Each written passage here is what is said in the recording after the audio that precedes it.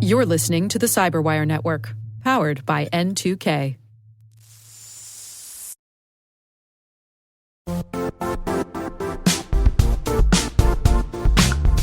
And now, a word from our sponsor, Zscaler, the leader in cloud security. Cyber attackers are using AI in creative ways to compromise users and breach organizations. In a security landscape where you must fight AI with AI, the best AI protection comes from having the best data. Zscaler has extended its zero-trust architecture with powerful AI engines that are trained and tuned by 500 trillion daily signals. Learn more about Zscaler Zero Trust Plus AI to prevent ransomware and AI attacks. Experience your world secured. Visit zscaler.com/zerotrustai.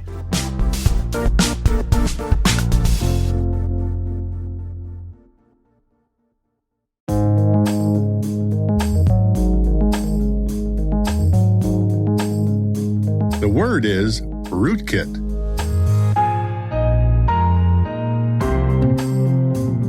Spelled R as in Rami Malek, O as in obscure, O as in open source, T as in Terry Colby, K as in killer app, I as in IRC, and T as in telnet.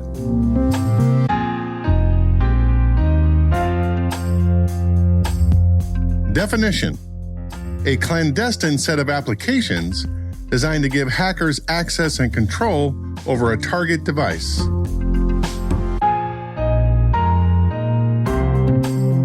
Example sentence: memory rootkits hide in the system's RAM or random access memory to avoid detection.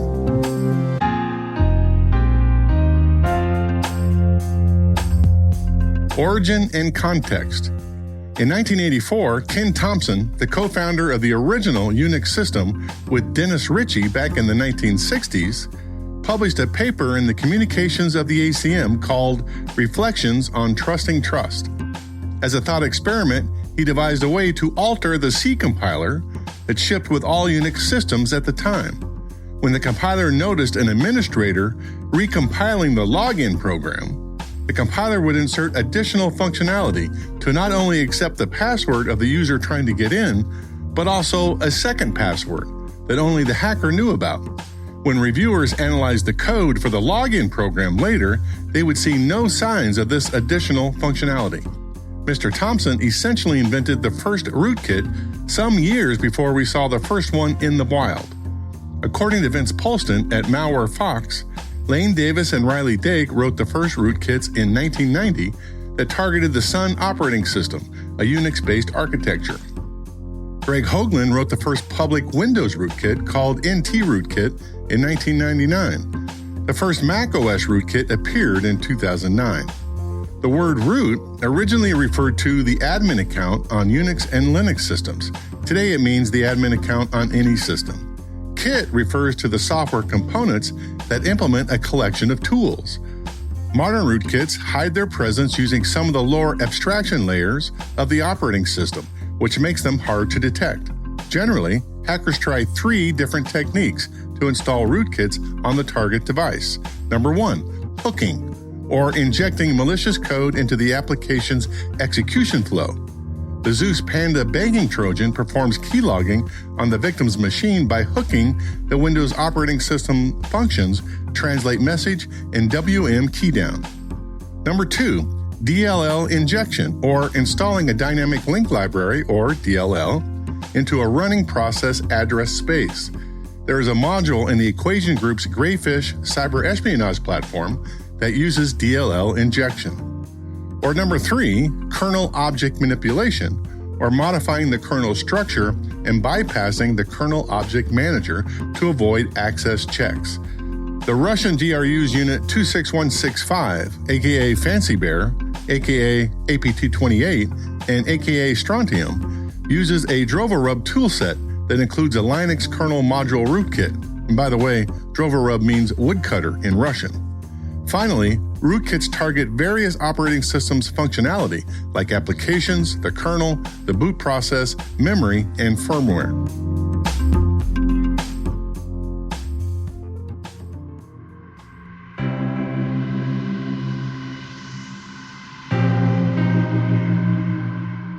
Nerd reference. In Season 1, Episode 1 of Mr. Robot, Gideon, played by Michael Gill, Elliot, played by Rami Malek, Angela, played by Portia Doubleday, and Lloyd, played by Aaron Takahashi, are in the office at 3 in the morning trying to fend off a denial-of-service attack against their biggest client, Evil Core. Elliot discovers several rootkits deployed on their client's servers. For help. Wait, what? I don't think this is just a DDoS attack. I think they got a rootkit sitting inside the servers. What's a rootkit? Sorry, it's malicious code that completely takes over their system. It could delete system files, install programs, viruses, worms. How do we stop it? That's the thing. It's fundamentally invisible. You can't stop it. All of their servers are timing out. None of them are coming back up. Yeah, that's because every time we restart a server, the virus replicates itself during boot up and crashes the host.